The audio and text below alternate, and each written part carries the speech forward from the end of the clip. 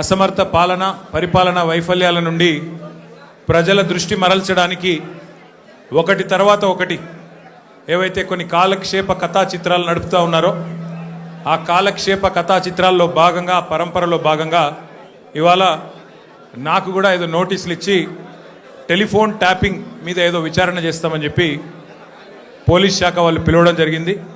ఆ విచారణకు పూర్తిగా సహకరించి దాదాపు 7-7:30 గంటలు వారు అడిగిన అన్ని ప్రశ్నలకు కూడా సమాధానం చెప్పి నేను మీ దగ్గరికి వస్తూ ఉన్నాను. మొట్టమొదటి మాట ఏమంటే నేను వారిని సూటిగా అడిగాను. గత 2 సంవత్సరాలుగా మీరు ఈ విచారణ కొనసాగిస్తూ ఉన్నారు. ఈ 2 సంవత్సరాలలో లీకుల మీద లీకులు, ముఖ్యంగా మా పార్టీ లీడర్ల వ్యక్తిత్వ హననం చేసే విధంగా, క్యారెక్టర్ అసాసినేషన్ చేసే విధంగా మీరు ఏదైతే వ్యవహారం చేస్తున్నారో దీనికి బాధ్యులు ఎవరో అని అడిగిన వారు మాకు సంబంధం లేదండి, మీడియా ఏం రాస్తే మాకేం సంబంధం అని చేతులు దులుపుకునే ప్రయత్నం చేసినారు. వారు నేను సూటిగా అడిగాను, మీరు గత 2 సంవత్సరాలుగా మీరు ప్రతిసారి విచారణ పేరిట లేకపోతే ఏదో ఒక లీక్ ఇవ్వడము, లేదా విచారణకు పిలవకపోయినా ఏదో జరిగింది అంటూ మీరు లీక్ ఇవ్వడం, తెల్లారి హెడ్లైన్ కావడం, దానివల్ల ప్రజలు మరి నిజం అనుకొని భ్రమించే కొన్ని పరిస్థితులు వచ్చినాయి. ఇది మంచిది కాదు అని చెప్పిన వారిని సూటిగా అడిగిన నేను. మీరు అంటా ఉన్నారు, పేపర్లు రాస్తూ ఉన్నాయి, కొన్ని యూట్యూబ్ ఛానళ్ళు మరి ఇష్టం వచ్చినట్టు మాట్లాడుతున్నారు. కొంతమంది చాలా నా మాట అనడానికి నాకే సిగ్గుంది.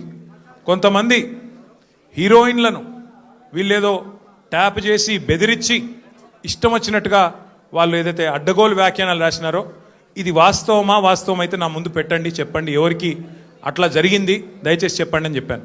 అనగానే అక్కడున్న అధికారి గారు లేదండి అది కరెక్ట్ కాదు, మేము ఆల్రెడీ మీడియాకి చెప్పాం కదా అన్నారు. నేను అన్నది ఏంటంటే అయ్యా మరి మీరు కరెక్ట్ కాదు అని మీరు చెప్పిందేమో ఎక్కడో ఇంతంత వస్తుంది, మరి ఇష్టం వచ్చినట్టు మీరు ఇన్ని రోజులు నడిపిన కథనాలకు ఎవరు బాధ్యులు? మా కుటుంబాలకు, మాకు కలిగిన క్షోభకు, మా వ్యక్తిత్వ హననానికి ఎవరు బాధ్యులు? ఈ లీకులు మీరు నిరోధించలేరా అని అడిగిన. ముందుగా మీడియాకు నేను ఒక అపీల్ చేస్తూ ఉన్నా, దయచేసి ఈ ప్రభుత్వం లీకు వీరుల ప్రభుత్వం, వీళ్ళు కేవలం లీకుల మీద ఆధారపడి నడిచే ప్రభుత్వం.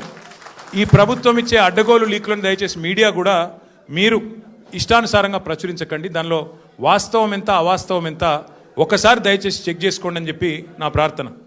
మొన్న హరీష్ రావు గారు పోయి రాగానే నేను ఆశ్చర్యపోయాను. వాళ్ళు ఇష్టం ఉన్న కథనాలు, హరీష్ రావు గారికి ఇంటి నుంచి భోజనం వచ్చిందని ఒకరు, హరీష్ రావు గారు ఇట్లా అయ్యారు అట్లా అయ్యారని ఎవరు, ఇంకో 16 ప్రశ్నలు అడిగినారని ఇంకొకరు, తెల్లారి మళ్ళీ పేపర్లలో అదే అండి తెల్లారి పేపర్లలో ఇంకోటి, ఇవాళ నేను అక్కడ ఉన్నప్పుడు కూడా అట్లా చేసింటారు, ఫలానా ఆయన తీసుకొచ్చారు, ఇట్లా చేశారు, ఉక్కిరి బిక్కిరి ఇన్ని ప్రశ్నలు. అంటే ఇది దయచేసి బాధ్యత గల మీడియా సంస్థలతో నా ప్రార్థన. 2 ఏళ్ళు అయిపోయింది, ఈ కాలక్షేపం జరగాల్సినంత జరిగింది, ప్రజలకు కూడా మీరు అందించాల్సినంత వినోదం అందించినారు. కానీ ఇకనైనా దయచేసి 1-2 సార్లు, ఎందుకంటే మాకు కూడా కుటుంబాలు ఉన్నాయి, మాకు కూడా అభిమానులు ఉన్నారు, మాకు కూడా కార్యకర్తలు ఉన్నారు, మాకు కూడా నియోజకవర్గాలు ఉన్నాయి, మాకు ఓట్లేసిన ప్రజలు ఉన్నారు, వాళ్ళు బాధపడతారు. ఇష్టం వచ్చినట్టు మీరు ఇట్లా వండి వార్చవద్దని చెప్పి నెంబర్ 1. రెండవది, వారిని నేను సూటిగా అడిగాను సిట్ వాళ్ళని, మీరు ఫోన్ ట్యాపింగ్ మీద ఏదో విచారణ చేస్తున్నారు కదా, దయచేసి మీరు చెప్పండి, ఈరోజు రాష్ట్రంలో మా ప్రతిపక్ష పార్టీ నాయకులు, మా ఎమ్మెల్యేలవి, మా నాయకుల ఫోన్లు ట్యాప్ కావడం లేదా చెప్పండి మీరు అని అడిగిన. వాళ్ళు మాకేం సంబంధం, మాకు తెలియదు అని నీళ్ళు నమ్ములుతున్నారు తప్ప కావడం లేదు అని చెప్పే పరిస్థితి లేదు. రెండవది, నేను అడిగాను, ఒక మంత్రి గారు స్వయంగా నా ఫోన్ ట్యాప్ అవుతుంది, నేను మీతో మాట్లాడలేను అని జర్నలిస్టులకు చెప్పుకునే దుస్థితి ఈరోజు ఈ రాష్ట్రంలో ఉన్నదా లేదా మీరు చెప్పండి అని అడిగిన. దానికి కూడా సమాధానం చెప్పరు, అది కాదు ఇది కాదని తప్పించుకునే ప్రయత్నం తప్ప వారు మాత్రం సూటిగా సమాధానం చెప్పలేదు. కానీ ఒక ధారావాహికగా మాదిరిగా ఏదైతే నడుపుతున్నారో, ఒక సీరియల్ లాగా ఏదైతే నడుపుతున్నారో అదే పరంపరలో అడిగిన ప్రశ్ననే అడుగుడు, మళ్ళీ అడుగుడు, ఒక 300 పేర్లు చదువుడు, ఈయన తెలుసా ఫలానా ఆయన తెలుసా, దాంతోనే 2-3 గంటలు టైంపాస్ చేసుడు తప్ప అక్కడ విషయం ఏమీ లేదు. వారికి కూడా తెలుసు ఆ విషయం. అందుకే నేను మళ్ళొక్కసారి ప్రజలకు, మా సోదరులకు, మా పార్టీ సోదరులకు, మా మీడియా మిత్రులకు కూడా విజ్ఞప్తి చేస్తున్నా, మేము ఒక పార్టీగా, బాధ్యత గల ప్రతిపక్ష పార్టీగా ఏ విచారణకు పిలిచినా మేము సహకరించడానికి సిద్ధంగా ఉన్నాం. మీరు ఎన్ని కేసులన్నా పెట్టండి, ఎన్ని సిట్టులన్నా వేయండి, బాధ్యత గల ప్రతిపక్ష పార్టీగా పూర్తి స్థాయిలో చట్టాన్ని గౌరవించే వ్యక్తులుగా సహకరిస్తాము. మీరు ఎన్నిసార్లు పిలిచినా వస్తామని చెప్పి కూడా వాళ్ళకు కూడా చెప్పినాం. కానీ మా బాధ్యత పెద్దది, ప్రతిపక్ష పార్టీ బాధ్యత పెద్దది. మా బాధ్యత ఏంది?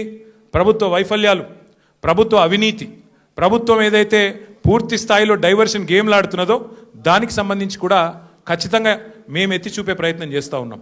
ఇవాళ సింగరేణి టెండర్లలో దొంగలు దొరికినరు, సింగరేణి టెండర్లలో ముఖ్యమంత్రి మంత్రుల మధ్యన వాటాల పంచాయతీలో దొంగలు దొరికినరు అని చెప్పి హరీష్ రావు గారు ప్రెస్ మీట్ పెట్టి ఆధారాలతో సహా ఇస్తానని చెప్తే కూడా ఇప్పటి వరకు ఉలుకు లేదు పలుకు లేదు. సరే మీరు సిట్లు వేస్తున్నారు, వేసుకోండి, కానీ మరి ఇవాళ మేము అడుగుతున్నాం, ముఖ్యమంత్రి అనుచరుడు అత్యంత సన్నిహితమైన వ్యక్తి, అట్లాగే మంత్రి గారి ఓఎస్డీ మధ్యన జరిగిన పంచాయతీ 300 కోట్ల రూపాయల కోసం ఒక పారిశ్రామికవేత్త తలకి తుపాకీ పెట్టినరు అని చెప్పి కేసు రిజిస్టర్ అయితే దాని మీద ఎస్ఐటి ఎందుకు లేదు? స్వయంగా రెవెన్యూ మంత్రి కొడుకు ఇలా భూ కబ్జాలు చేస్తూ గుండాలను తీసుకొని స్వైర విహారం చేస్తుంటే దాని మీద సిట్ ఎందుకు ఉండదు? అట్లాగే ప్రభుత్వ సొమ్మును, ప్రజల సొమ్మును ఇవాళ ఈ ప్రభుత్వం కొల్లగొడుతున్నది, కాంగ్రెస్ పార్టీ నాయకులు కొల్లగొడుతున్నారు, ముఖ్యమంత్రి బావమరిదే కింగు పిన్ను అని ఆధారాలతో సహా చూపెడితే దాని మీద ఎస్ఐటి ఎందుకు ఉండదు? అట్లాగే HILTP అని చెప్పి పారిశ్రామిక భూములను కొల్లగొట్టి 5 లక్షల కోట్ల హైదరాబాద్ ప్రజల ఆస్తిని కొల్లగొట్టే ప్రయత్నం చేస్తుంటే దాని మీద ఎస్ఐటి ఎందుకు ఉండదు? కేంద్ర ప్రభుత్వ పథకమైన అమృత్లో ముఖ్యమంత్రి గారి బావమరిదే కింగ్ పిన్నుగా ఇవాళ కేంద్ర ప్రభుత్వ పథకంలో కూడా మరి అర్హతలు లేకపోయినా టెండర్లు కట్టబెడుతున్నారని ఆధారాలు కేంద్ర ప్రభుత్వానికి ఇస్తే దాని మీద సిట్ ఉండదు. అట్లాగే ఇవాళ ఒక AICC సెక్రటరీ గారు డైరెక్ట్గా బెదిరించారు అని చెప్పి కాంట్రాక్ట్ సంస్థ పోయి 8 కోట్ల రూపాయలు అడుగుతున్నాడు, లేకపోతే పని చేయనిస్తలేడు అని లిఖితపూర్వకంగా కంప్లైంట్ ఇస్తే దాని మీద చర్య ఎందుకు ఉండదు? ఇవాళ న్యాయం, ధర్మం, కాకి బుక్కు అందరికి ఒకటే తీరుగు ఉండాలి కదా. మీరు ఎన్నిసార్లు పిలిచినా వస్తాం, మీరు ఎన్ని ప్రశ్నలు అడిగినా ఆన్సర్ చెప్తాం. బాధ్యత గల నాయకులుగా చట్టాన్ని గౌరవించే పద్ధతుల్లో ముందుకు పోతాం. ఇవాళ వాళ్ళు అడిగిన దానిలోనైతే ఏమీ లేదు, వాళ్ళ దగ్గర కేసు కూడా ఏం లేదు. ఏదో ఇష్టం వచ్చినట్టుగా ప్రశ్నలు అడిగిందే అడగడం, తిప్పి తిప్పి అడగడం ఒక రకమైన హరాస్మెంట్ తప్ప ఏమి కూడా లేదు. వాళ్ళు చేయగలిగింది కూడా ఏమి లేదు. I appeal to all my friends in the media as well, please, for the last 2 years the government has been indulging in massive attention diversion. Today the inquiry, the investigation that is going on into phone tapping, I have reminded the gentlemen from special investigation team, I have asked them, there have been numerous stories in the last 2 years assassinating my character personally and also assassinating the character of our party leadership, saying, stating and speculating that certain actresses' phones were tapped and something illegal was done. I asked the SIT pointedly today, I said, whose phone was tapped? Why don't you give me the information? Which is this actor who has complained to you, or the information that you have, why don't you produce it? Then the ACP there says, no, we've already clarified, no such thing has happened. But enough damage has been done to me, to my party leadership, to my family, to all the constituents of my constituency. So I appeal to the media, please treat everything that the government throws at you, every leak that is given to you, with a pinch of salt. Please corroborate, please verify, please check the facts and only then publish. I also appeal to the media, for the last 2 years, this government's incompetence, their failures, their corruption is being exposed by BRS leadership day in, day out. Be it Amrut scam where Chief Minister's brother-in-law was the kingpin, or be it coal scam in Singareni where again the same gentleman is the kingpin. Let us focus on real issues. Let us focus on the failures of Congress party and Congress government. They had made 420 promises to the people of Telangana by which they got into power.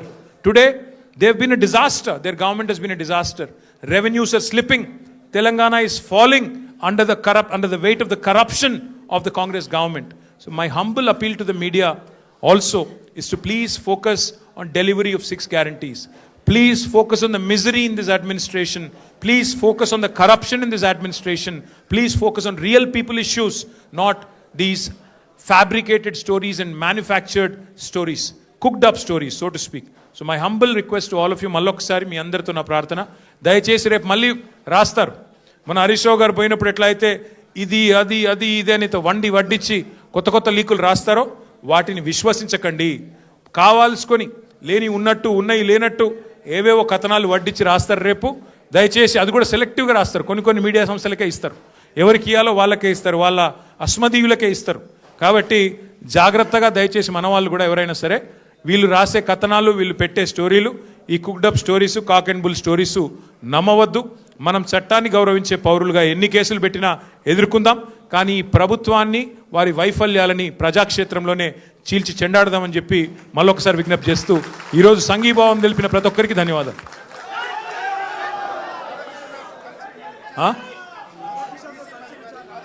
Ego media కథనాల్లో ఎన్ని వాస్తవాలు ఉంటాయంటే ఇగో classic example. ఆయన ఎవరినో కూర్చోబెట్టి నాతో కలిపి విచారించినట్టు. ఆయన ఎవరు రాని కూడా రాలేదు, మీరు చెప్పేట ఆయన ఆడ లేని కూడా లేడు, ఎవరిని కూర్చోబెట్టలే. గదే అంటున్నా, ఎవరు మనిషి లేడు ఆడెవడు లేడు. మరి అందుకే అంటున్నా, మీరు మీడియా వాళ్ళు కూడా చూసుకోవాలి. ఎవరితోనో కలిసి కూర్చోబెట్టి నన్ను విచారించినట. పురుగు కూడా లేడు ఆ పోలీసు వాళ్ళు, నేను తప్ప ఆడెవడు లేడు. కాబట్టి ఇటువంటి అన్నీ ఉంటాయి. ఇప్పుడు టీవీలో వచ్చింది ఏంటంటే ఫస్ట్ మాజీ డీసీపీ రాధాకృష్ణతో కూర్చోబెట్టి ఆ 2 ఫోటోలు మీది ఆయనది పక్కన పక్కన పెట్టి అదొకటి పెట్టారు. ఆయనది అయిపోయింది ఆఫ్టర్నూన్ 2 తర్వాత. అంటే ప్రభాకర్ రావుని పిలిపించి మళ్ళీ ప్రభాకర్ రావుని మీరు కూర్చోబెట్టి అక్కడ తారక రామారావు తప్ప ఏ రావు లేడు, నేను ఒక్కడనే ఉన్నా తప్ప ఎవడు లేడు. అంతే మరి.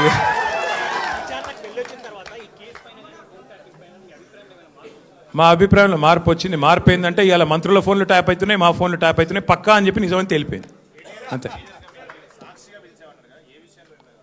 ఇక మరి సాక్షిగా పిలిచినరా ఈనాడుగా పిలిచిరా నాకైతే తెలియదు, కానీ కాదు సోదరా, వాళ్ళు ఏమేమో అడిగిందే అడుగుడు తప్ప ఏం లేదు, విషయం ఏం లేదు. అడిగిందే అడుగుడు, ఏదో మ్యానుఫ్యాక్చర్డ్ ఒక స్టోరీ మ్యానుఫ్యాక్చర్ చేసి దాన్ని కష్టపడి నిజమని వాళ్ళు ప్రజల్ని భ్రమింపజేసే ప్రయత్నంలో, వాళ్ళ వైఫల్యాల నుంచి ప్రజల దృష్టి మరల్చే ప్రయత్నంలో చాలా బలంగా పోలీసు వ్యవస్థ రేవంత్ రెడ్డి గారిని కాపాడే ప్రయత్నం చేస్తుంది. భయపడేటోళ్ళమైతే టైం అడుగుతుంటాం కదా, భయపడేటోళ్ళమైతే మేము రాము అంటుంటిమి, భయపడేటోళ్ళమైతే కోర్టుకు పోతుంటిమి. నేను సిరిసిల్లలో ఉన్నా, నిన్న విచారణకు ఆదేశించారు 4:30కి, రాత్రికి వచ్చేసిన, రాత్రికి బయలుదేరి వచ్చేసిన. హరీష్ రావు గారు మన సిద్దిపేటలో ఉన్నారు, రాత్రి 10కి ఇస్తే కూడా తెల్లారి వచ్చినాము. మాకు భయం ఉంటే ఎందుకు వస్తాము? Simple logic. ఎనివే మళ్ళొకసారి అందరికీ థ్యాంక్ యూ.